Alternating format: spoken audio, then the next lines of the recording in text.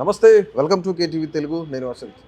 ప్రస్తుతం మనతో పాటు ప్రముఖ సెఫాలజిస్ట్ డాక్టర్ బాలా ఉన్నారు. మనం మాట్లాడదాం. బాలా గారు నమస్తే. నమస్తే. చెప్పండి, ప్రజెంట్ ఏదైతే గతంలో బీఆర్ఎస్ పార్టీకి సంబంధించి కేసీఆర్ చేసిన పొరపాటు ఇప్పుడు జగన్మోహన్ రెడ్డి చేయట్లేదు, చేయకూడదనే సీట్ల మార్పిడి జరుగుతుంది. సీట్ల మార్పిడి ఆంధ్ర ఎన్నికల్లో ఎంతవరకు ప్రభావితం చేస్తాయి? ఇక్కడ మార్చలేదని ఓడిపోయారు, అక్కడ మార్చారు కాబట్టి ఓడిపోతున్నారని చెప్పేసి కొన్ని వాదనలు వినిపిస్తున్నాయి. ఇందులో ఏది ప్లస్ అవుతుంది, ఏది మైనస్ అవుతుంది అసలు? సి తెలంగాణ నేపథ్యం వేరు, ఆంధ్ర నేపథ్యం వేరు. రైట్. ఆంధ్రాలో ఉన్న జనాల యొక్క మైండ్ మూడ్ మెథడాలజీ వేరు, తెలంగాణలో వేరు. బట్ ఎక్కడైనా ఒక 30% రేషియో అయితే సేమ్గా ఉంటుంది. ఓకే. ఆంధ్రాలో అయినా, తెలంగాణలో అయినా, బీహార్లో అయినా, యూపీలో అయినా, ఛత్తీస్గఢ్లో అయినా, రాజస్థాన్లో అయినా, మద్రాసులో అయినా, కర్ణాటకలో అయినా, కేరళలో అయినా, తమిళనాడులో అయినా, పంజాబ్ అయినా, అరుణాచల్ ప్రదేశ్ అయినా, నాగాలాండ్ అయినా, మిజోరాం అయినా, ఏవి తీసుకున్నా 30% సిమిలారిటీస్ అనేది ఎక్కడైనా ఉంటాయి రాజకీయాలలో. ఓకే.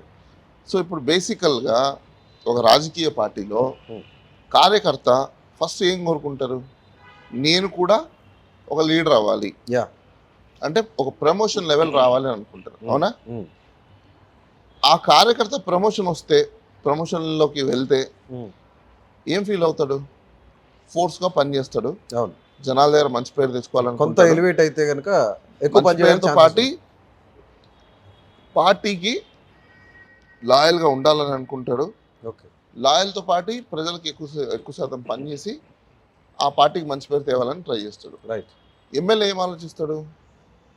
నేను గెలిచానా లేదా, రేపు నేను ఇప్పుడు 100 కోట్లు ఇన్వెస్ట్మెంట్ చేస్తున్నా, ఓకే, రేపు ఏ భూమి కబ్జా చేయాలి, ఎన్ని కోట్లకు అమ్మాలి, ఎంత స్కాముల్లో నుంచి బయటికి తీయాలి, ఎంత దందాలు చేయాలి, ఎలక్ట్రిసిటీ డిపార్ట్మెంట్ నుంచి ఎన్ని కమిషన్లు రావాలి, పోలీస్ డిపార్ట్మెంట్ నుంచి ఎన్ని కమిషన్లు రావాలి, రెవెన్యూ డిపార్ట్మెంట్ నుంచి నెలకు ఎంత కమిషన్లు రావాలి, ఇవి చూస్తాడు.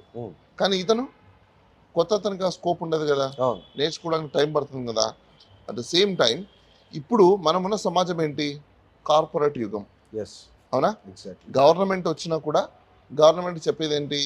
మేము వస్తే కంపెనీలు తెస్తాం, మేము వస్తే కార్పొరేట్ వ్యవస్థను తీసుకొస్తాం, మేము వస్తే షిప్పింగ్ తీసుకొస్తాం, మేము వస్తే హెలికాప్టర్ తీసుకొస్తాం, మేము వస్తే ట్రైన్ తీసుకొస్తాం, మేము వస్తే పంచదార తెస్తాం, మేము వస్తే చికెన్ తెస్తాం, మేము వస్తే మటన్ చేస్తాం, మేము వస్తే గుడ్డలు తీసుకొస్తాం, మేము వస్తే బట్టలు తీసుకొస్తాం, అన్నీ మేము వస్తే తీసుకొస్తాం అంటే కార్పొరేట్ ప్రైవేటీకరణ తీసుకొస్తామనే చెప్తున్నారు అందరూ.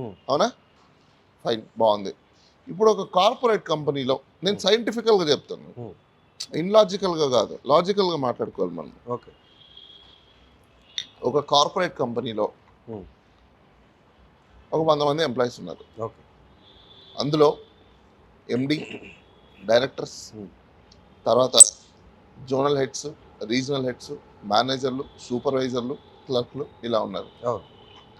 ఇప్పుడు డైరెక్టర్ లెవెల్స్లో కొంతమంది ముస్లోళ్ళు, అలా ఏజ్ అయిపోయిన వాళ్ళు. వాళ్ళు చేసేది ఏంటి? ఏం లేదు, కింద క్యాటర్ మొత్తం చేసుకుంటూ వస్తే ఈవినింగ్కి రిపోర్ట్లు వచ్చిన దాంట్లో తీసుకెళ్ళి ఎండీకి చూపించడం. అవునా? వాళ్ళు ఎంతమంది ఉంటారు? ఓ 10 మంది హార్డ్లీ. ఇప్పుడు వీళ్ళకేమో 2 లక్షల జీతాలు అనుకోండి, ఈ సోకాళ్ళకి. ఈ 2 లక్షల సోకాళ్ళ వాళ్ళని 10 మంది పీక్ అవతల పడేసి వీళ్ళ కింద ఉన్న జోనల్ హెడ్లని, రీజనల్ హెడ్లని, కింద ఉన్న సూపర్వైజర్ని, మేనేజర్లని, వీళ్ళందరికీ ఒకరికొకరు ప్రమోషన్లు ఇచ్చుకుంటా పోండి. ఈ 10 మందిని పీకేసి వీళ్ళకి ప్రమోషన్లు ఇచ్చినప్పుడు వీళ్ళు సైకలాజికల్గా ఏమనుకుంటారు? మనం కంపెనీ కోసం ఎక్కువ కష్టపడాలి, ఎక్కువ పని చేయాలి, మనం ఎక్కువ శాతం రాయల్గా ఉండాలి అని అనుకుంటారు. ఇక్కడ బాధపడిన వాళ్ళు ఎంతమంది? 10 మంది. అవునా? సంతోషపడిన వాళ్ళు ఎంతమంది? 90 మంది. దాంతోపాటు ఇంకొక 60 మందిని రిక్రూట్ చేశారనుకోండి. ఓకే. మొత్తం ఎంత అయ్యారు అప్పుడు ఆ కంపెనీలో? 150 మంది. పోయింది 10 మంది, వచ్చింది మళ్ళీ స్ట్రెంత్ కంపెనీకి 150 మంది. 150 మంది సంతోషం గురించి లేకపోతే వాళ్ళ యొక్క దీని గురించి ఆలోచిస్తారా కంపెనీ, లేదంటే వెళ్ళిపోతున్నా డ్యామేజ్ చేస్తారని అనుకుంటే ఈ 10 మంది గురించి ఆలోచిస్తారు? ఆబ్వియస్లీ 150 మంది గురించే చేయాలి. ఆల్వేస్గా మీరు అన్నట్టే 150 మంది గురించి అది అభివృద్ధి అయినప్పుడు, రేపు కేసీఆర్ గారు కూడా మొన్న చేసిన తప్పు ఇక్కడ ఏంటి? ఎక్స్పైర్ అయిపోయిన లక్స్ సోపుని మార్చకుండా ఆ లక్స్ సోపునే ప్రజలకు ఇచ్చారు, రుద్దుకొని దద్దులు వచ్చాయి. ఆ దద్దులు వచ్చాయి కాబట్టి వాళ్ళని పక్కన పడేశారు, ఓడగొట్టారు. అదే ఎక్స్పైర్ అయిపోయిన సోప్ కాకుండా ఇప్పుడు కొత్తగా సంతూరో లేకపోతే ఇంకొక టూరో ఇంకొక ఏ టూరో వచ్చిందని చెప్పేసి అని ఎక్స్పైరీ అవని సోపుని ఇస్తే వాళ్ళు హ్యాపీగా ఎంచక్క స్నానం చేసి నీట్గా రెడీ అయ్యి టిప్ టాప్గా తయారై నీకు ఓట్లేసేవాళ్ళు. నువ్వు ఆ పని చేసినావా? చేయలే. ఆంధ్రాలో ఇప్పుడు ఆ ఎక్స్పెరిమెంట్ జరుగుతున్నప్పుడు ఓకే. ఇది ఒక కొత్త ఎక్స్పెరిమెంట్ మనం అనుకోవాలి. పాస్ట్ క్యాలిక్యులేషన్స్ తీసుకొని ఎక్స్పీరియన్స్ తీసుకొని మనం ఒకసారి చూస్తే అది అక్కడ వర్కౌట్ అయ్యే అవకాశాలు ఎక్కువ కనిపిస్తాయి. ఓకే. ఎందుకని ఇప్పుడు ఈ ఫార్ములా మీకు చెప్పాను, కార్పొరేట్స్ తరహా ఫార్ములా. ఈ ఫార్ములా పాలిటిక్స్కి అప్లై చేయండి ఒకసారి. సో అక్కడ వర్కౌట్ అయినప్పుడు ఆ కార్పొరేట్లో ఉన్న వాళ్ళే కదా సోషల్ మీడియాని హ్యాండిల్ చేస్తారు. అంటే ఆ మైండ్ సెట్స్ ఉన్న పబ్లికే కదా అక్కడ ఉంటున్నారు. సో అలాంటప్పుడు కార్పొరేట్లో వర్కౌట్ అయినది రేపు పాలిటిక్స్లో వర్కౌట్ అవ్వదు అనడానికి లేదు, లేదు వర్కౌట్ అవుతుంది అనడానికి లేదు. ఈ వర్కౌట్ అవుతుందా లేదా అనడానికి సక్సెస్ఫుల్ మాడ్యూలా కాదని చెప్పడానికి జస్ట్ ఇంకో 2 months మనం వెయిట్ చేస్తే క్లియర్ పిక్చర్ వచ్చేస్తుంది. కానీ 80% అది వర్కౌట్ అయ్యే అవకాశాలు ఎక్కువగా ఉంటాయి. రైట్. ఇప్పుడు అంటే కొత్తగా వచ్చేవాళ్ళు ఈ 2-3 నెలల్లో పబ్లిక్ని ఎంతవరకు ప్రభావితం చేస్తాయి? వాళ్ళు కొత్త వాళ్ళు ఏం కాదు, ఆల్రెడీ ఉన్నవాళ్ళు. అంటే ఉన్నవాళ్ళే కాన్స్టిట్యున్సీలో కొత్త వాళ్ళు. ఎమ్మెల్యే కాన్స్టిట్యున్సీలో ఎమ్మెల్యే కంటే వీళ్ళు ఎక్కువ పని చేస్తున్నారు. రైట్. ఓకే, నేను దాని గురించి అండర్ లెవెల్ లీడర్స్. ఇప్పుడు ఒక చిన్న ఎగ్జాంపుల్, ఈ ఎమ్మెల్యే ఏడో పోయి హైదరాబాద్ లో కూర్చుంటాడు, ఈ ఎమ్మెల్యే పోయి ఏడో కూర్చుంటాడు. కాన్స్టిట్యున్సీలో దగ్గరగా జనాలకు ఉండేది ఎవరు? వీళ్ళే ఈ మండల్ లెవెల్ లీడర్స్, మిడిల్ లో ఉన్న లీడర్స్. అన్నను కలవాలి చేయాలంటే వీళ్ళ దగ్గరికి వెళ్ళి వీళ్ళు వాళ్ళని కల్పిస్తున్నారు. ఆ కల్పించేటప్పుడు చైన్ ఇక్కడ ఉన్నప్పుడు అలా వాళ్ళతో ఏం పని? ఎమ్మెల్యేని తీసి అవతల పడిస్తే అయిపోయింది కదా, చేసేది మొత్తం వీళ్ళు కదా. ఇప్పుడు మీకు ఒక ఎగ్జాంపుల్ చెప్తాను. నిజంగానే సెకండ్ గ్రేడ్ లీడర్స్కి ఇస్తే ఓకే, అది వేరే విషయం. ఇప్పుడు మీకు జోగి రమేష్ ఉన్నాడండి. జోగి రమేష్ ఎక్కడో పెడన్ నియోజకవర్గం, పెడన్ నుంచి విజయవాడ పక్కనున్న పెనమలూరుకు తీసుకొస్తున్నారు జోగి రమేష్ని. బట్ అతను ఈ 2 నెలల్లో ఎంతవరకు ప్రభావితం చేయగలుగుతాడు? ఇక్కడ ఆల్రెడీ ఎస్టాబ్లిష్డ్ ఓట్ బ్యాంక్ ఉంది. ఈ షఫిల్డ్ చేయడం వల్ల ఏమవుతుందంటే మీకు అక్కడున్న యాంటీ ఏదైతే ఉంటుందో వీళ్ళ మీద ఉన్న యాంటీ ఫస్ట్ సైకలాజికల్గా తగ్గుతుంది. సైకలాజికల్గా ఎప్పుడైతే ఆ కాన్స్టిట్యున్సీలో ఉన్న యాంటీని తగ్గిస్తారో ఆటోమేటిక్గా మీకు ఇంకొక సైకలాజికల్ మైండ్ సెట్ అనేది ఎస్టాబ్లిష్ అవుతుంది. కొట్టేవాడు అంటే 10 దెబ్బలు కొట్టేవాడి కంటే 5 దెబ్బలు కొట్టేవాడు ఉన్నాడు అనుకోండి, ఫస్ట్ జనాలు ఎక్కడ పరిగెత్తారు? 5 దెబ్బలు కొట్టేవాడి దగ్గర పరిగెత్తారు. 5 దెబ్బలు కొట్టేవాడు దానికంటే 1-2 కొట్టేవాడి దగ్గర ఉన్నాడు అనుకోండి, వాడి దగ్గర మళ్ళీ పరిగెత్తారు. ఇది ఒక ఫినామినా. ఓకే, ఇది ఒక సైకలాజికల్ ఫినామినా టైప్. ఇదంతా ఒక ప్రక్రియ. దీనికి ఏదో మనము పెద్ద పెద్ద ఎక్స్పీరియన్స్లు 50 ఏళ్ళ ఎక్స్పీరియన్స్లు 30 ఏళ్ళ ఎక్స్పీరియన్స్లు అక్కర్లేదు. బట్ నేనేమంటాను, జస్ట్ సైకాలజీ, ఆంథ్రోపాలజీ, సొసైటీలో ఉన్న మూడ్ అండ్ మైండ్ సెట్ని తెలుసుకొని ప్రజల యొక్క వాళ్ళ యొక్క మనుగడని తెలుసుకుంటే చాలు. రైట్. ఇక్కడ ప్రధానంగా మనకి ఏంటంటే ఎస్టాబ్లిష్డ్ ఓట్ బ్యాంక్ ఉందని చెప్తున్నాం మీరు, కరెక్టే. కానీ వచ్చే పర్సన్ని ఈ ఎస్టాబ్లిష్డ్ ఓట్ బ్యాంక్ ఏదైతే ఉందో వీళ్ళందరూ నమ్మే విధంగా ఉంటుందా? అసలు అతను వచ్చి మొబిలైజ్ చేయగలుగుతాడా వీళ్ళని? అది నేను అందుకోసమే జగన్మోహన్ రెడ్డి మీరు ఒకసారి అబ్జర్వ్ చేస్తే గత 1 year నుంచి ఆల్మోస్ట్ డోర్ టు డోర్ తిరగండి, ఇంటింటికి వెళ్ళండి, ఇళ్ళ దగ్గర మీరు జనాలను మీట్ అవ్వండి, కలవండి, చెయ్యండి, వాళ్ళతో ఉండండి, ప్రజల్లోనే ఉండండి, ప్రజల్లోనే చేయండి, ప్రజల్లో కార్యక్రమాలు చేయండి, మన అభివృద్ధి గురించి చెప్పండి, మన సంక్షేమం గురించి చెప్పండి, మన కార్యక్రమాల గురించి చెప్పండి, మన పార్టీని ఎక్కువగా తీసుకెళ్ళండి అని చెప్పేసి రకరకాల ప్రోగ్రాములతో అందరినీ నియోజకవర్గాలను పెడుతూ వచ్చాడు. సో ఎక్కువ శాతం వాళ్ళు ప్రజల్లో తిరిగి అక్కడ ప్రజల దగ్గర ఎవరు ఎక్కువ ఉన్నారు ఏంటనే పరిస్థితి ఆల్రెడీ తెలిసిపోయింది అక్కడ. ఇప్పుడేం పెద్ద రాకెట్ సైన్స్ వాళ్ళు చేయాల్సిన అక్కర్లేదు ఉన్న వాస్తవాలను తీసుకుంటే. సో అసంతృప్తి అనేది ఉంది, లేదు అనడానికి మనం లేదు. కానీ ఆ అసంతృప్తి రేపు ఎలక్షన్స్ వరకు కూడా క్యారీ అవుతుందా? ఓటు వేయకుండా ఉన్నంత వరకు ఆ అసంతృప్తి పనిచేస్తుందా? అపోజిషన్ పార్టీలు వాళ్ళందరూ కూడా ఈ అసంతృప్తితో ఉన్న ఓటర్లందరినీ కూడా క్యాప్చర్ చేసుకోగలుగుతారా? చేరువ లాక్కోగలుగుతారా? వీళ్ళని దగ్గర చేసుకోగలుగుతారా? హక్కును తీసుకోగలుగుతారా? వాళ్ళ ఆశీర్వాదాన్ని తీసుకోగలుగుతారా? వాళ్ళ మన్ననలు పొందగలుగుతారా లేదా అనేది అది అపోజిషన్ పార్టీ మీద డిపెండ్ అయి ఉంటుంది. అపోజిషన్ పార్టీలో ఉన్న వాళ్ళు నిజంగానే ఆ పని చేయగలిగితే ఖచ్చితంగా వాళ్ళు గెలిచే అవకాశం ఉంటుంది అపోజిషన్ పార్టీలకు కూడా. ఎందుకు? ప్రజలు ఎక్కడైతే యాంటీగా ఉన్నారో వాళ్ళని మీరు పోలరైజ్ చేసుకోగలిగితే తప్పనిసరిగా ప్రజలు మీకు ఆస్వాదించే అవకాశం ఉంటుంది. కానీ అది జరుగుతుందా? ఎంతవరకు జరుగుతుంది? గ్రౌండ్లో చూసుకుంటే కనిపించట్లేదు, మీడియాలో కనిపిస్తుంది. ఓన్లీ మీడియాలో కూర్చొని ఇప్పుడు మనం ఉన్నాం, మీడియాలో కనిపిస్తాం. మనం ఓన్లీ 24 గంటలు ఈడ మీడియాలో కూర్చొని మాట్లాడుకుంటూ ఉంటే గ్రౌండ్లో వెళ్ళేది ఎవరు? అది లేదు కదా అక్కడ. Human touch important, Hmm. Mouth publicity important. Hmm. మీకు అన్ని మీడియంస్ కంటే స్ట్రాంగెస్ట్ వెపన్ ఏదైనా ఉంది అంటే అది mouth publicity. Okay. Mouth publicity లేకుండా మీరు ఏం చేయలేరు. ఎస్, ఆ మౌత్ పబ్లిసిటీ వల్లనే తెలంగాణలో గవర్నమెంట్ కూడా చేంజ్ అయింది ఎస్. ఎస్పెషల్లీ. రైట్. ఇప్పుడు మనం చూసుకున్నట్లయితే కేసీఆర్ ఓడిపోవడానికి ముఖ్యమైన కారణం ఎమ్మెల్యేలు మార్చకపోవడమే అన్నారు. అవును. ఇది కంపేర్ ముఖ్య కారణము ఎమ్మెల్యేని మార్చకపోవడమే కాదు, అది one of the reason. Right, అనేకమైన కారణాలు ఉండొచ్చు మేము. సో అదే మిస్టేక్ జగన్మోహన్ రెడ్డి చేయకుండా క్యాండిడేట్స్ అందరినీ మార్చుకుంటూ వస్తున్నారు. కానీ ఇక్కడ వర్కౌట్ అయింది అంటే మారిస్తే వర్కౌట్ అయ్యేది అనుకున్నారు. బట్ అక్కడ ఎంతవరకు వర్కౌట్ అవుతుంది మార్చడం వల్ల? అనుకోండి ఒక 30% పోనివ్వండి, ఒక 70% వర్కౌట్ అయింది అనుకోండి. 70% వర్కౌట్ అయినా మీకు 80 మ్యాజిక్ ఫిగర్ దగ్గర దాపులు వాళ్ళకి సీట్స్ అయితే వస్తాయి కదా. మ్యాజిక్ ఫిగర్ వరకు వచ్చింది అనుకోండి, మళ్ళీ అపోజిషన్ పరిస్థితి ఏంటి? ఇక్కడ మనం చూసుకోవాల్సింది ఏంటంటే అపోజిషన్ ఎంత స్ట్రాంగ్ ఉంది. అపోజిషను ఇప్పుడున్న ప్రెసెంట్ జనరేషన్కి తగ్గట్టుగా, సొసైటీకి తగ్గట్టుగా, నేచర్ ఆఫ్ రెసిడెన్స్కి తగ్గట్టుగా, పీపుల్ మైండ్ సెట్కి తగ్గట్టుగా, పీపుల్ యొక్క మెథడాలజీకి తగ్గట్టుగా, లైఫ్ స్టైల్కి తగ్గట్టుగా నువ్వు ఉన్నావా లేదా, ఓటర్స్ యొక్క ఇమాజినేషన్స్కి నియర్ బై నువ్వు ఉన్నావా లేదా, అది మోర్ ఇంపార్టెంట్. నువ్వు ఓటర్ ఇమాజినేషన్ లేకుండా నీకు నచ్చిన ఇమాజినేషన్ నువ్వు ఓటర్లో రుద్దాలంటే ఓటర్ తీసుకోడు. ఎందుకు తీసుకుంటాడు? నువ్వు ఓటర్కి కావాల్సిన విధంగా నువ్వు ఉండాలి, కానీ నీ విధంగా ఓటర్ ఉండమంటే ఉంటాడా? ఉండడుగా.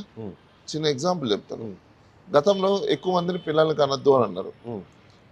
ఇప్పుడు అదే చంద్రబాబు నాయుడు గారు ఆంధ్రాకి వెళ్ళిన తర్వాత 2014 నుంచి 2019 వరకు ఏమన్నారు? డబ్బులు ఇస్తారు పిల్లల్ని కనండి బాబు అన్నారు. ఓకే. అంటే అంత మీ ఇష్టమా? జనాలు పిల్లలు కనాలా లేదా మీరే చెప్తారు, బంద్ చేయాలో మీరే చెప్తారు, వద్దని మీరే చెప్తారు.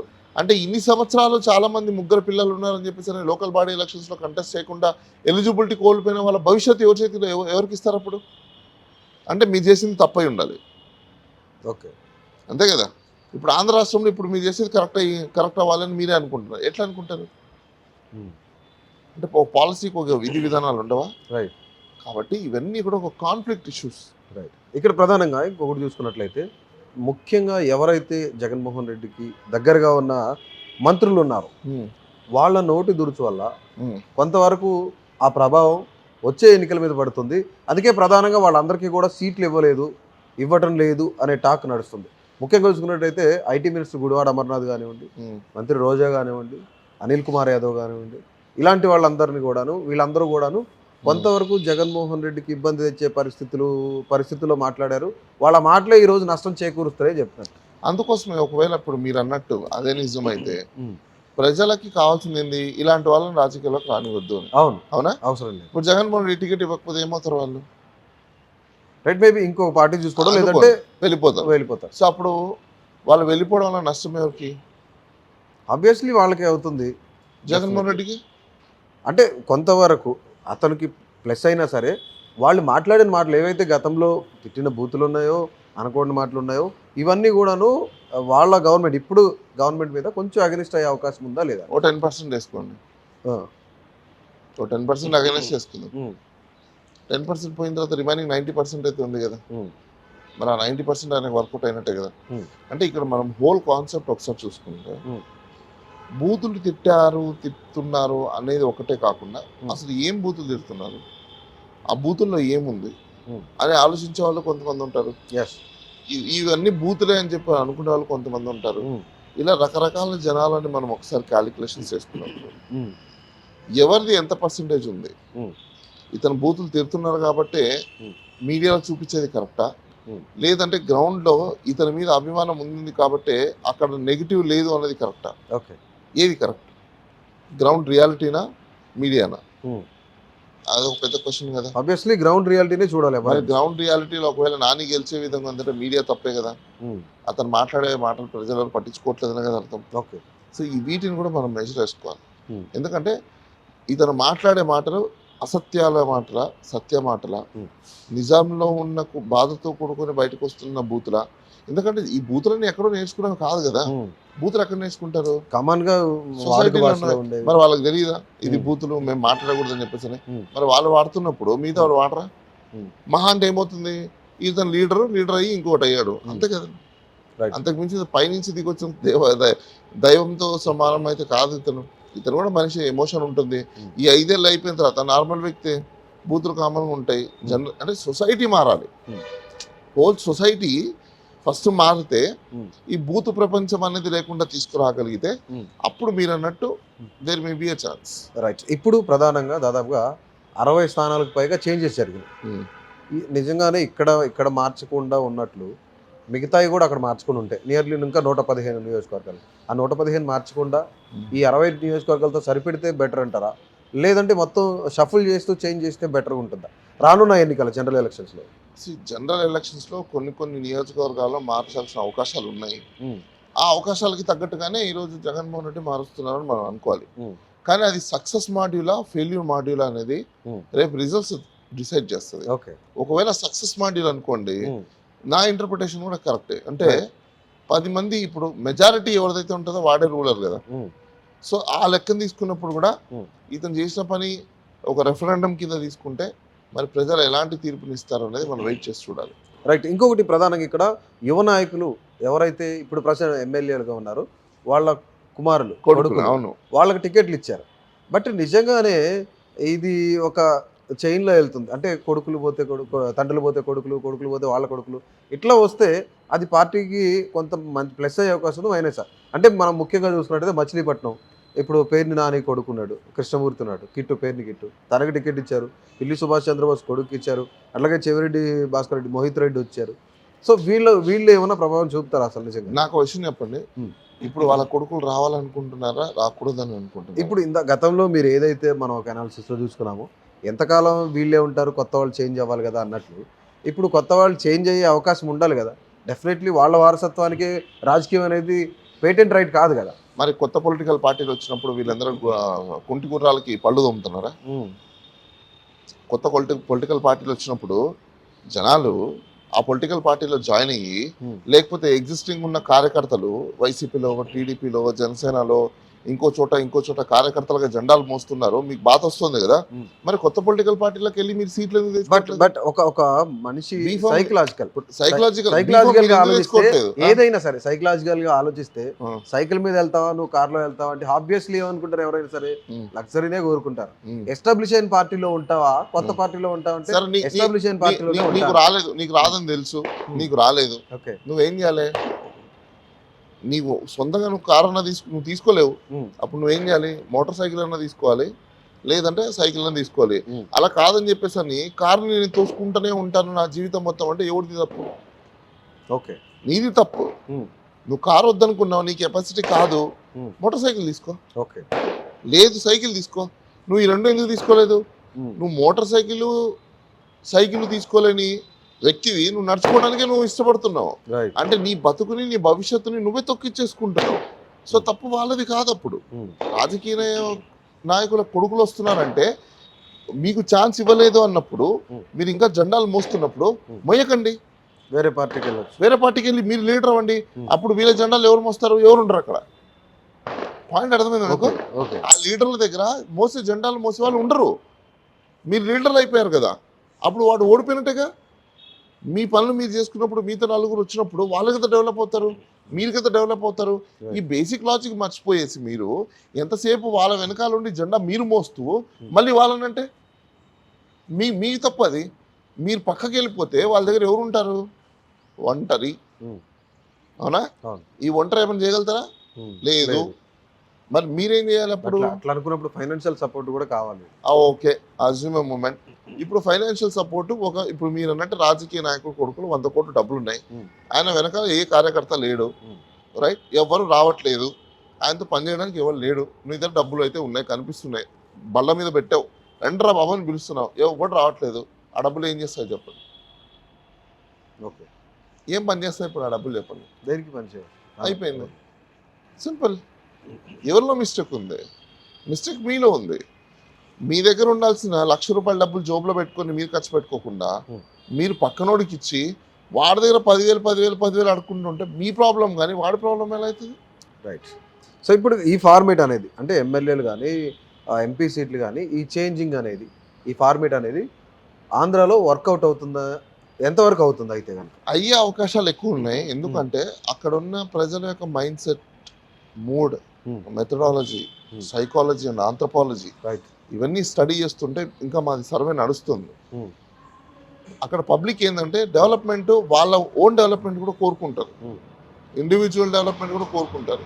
కాబట్టి ఆ క్రమంలో అది వర్కౌట్ అయ్యే అవకాశాలు ఎక్కువగా మనకు కనిపిస్తున్నాయి. సో అది ఖచ్చితంగా రానున్న కాలంలో ఏదైతే జగన్మోహన్ రెడ్డి ఎమ్మెల్యేలు కానీ ఎంపీలు కానీ వీళ్ళందరినీ చేంజ్ చేస్తూ కొత్త వ్యక్తులకు ఛాన్సెస్ ఇస్తున్నారు, ఐ మీన్ పార్టీలో ఉన్న వ్యక్తులకే ఛాన్స్ ఇస్తున్నారు. ఖచ్చితంగా ఇది వర్కౌట్ అయ్యే ఫార్మేటా లేదంటే వర్కౌట్ అవ్వదా అనేది రిజల్ట్స్ వరకు మనందరం కూడా వెయిట్ చేయాల్సింది. సో ఇది ఈరోజు ఎనాలిసిస్. మరొక ఎనాలిసిస్లో మళ్ళీ కలుద్దాం. అంతవరకు సెలవు. నమస్తే. Please do subscribe to Please do subscribe to Please do subscribe to Please do subscribe to Please do subscribe to Please do subscribe to KTV Telugu. KTV Telugu. KTV Telugu. KTV Telugu. KTV Telugu. KTV Telugu. Please do subscribe to KTV Telugu.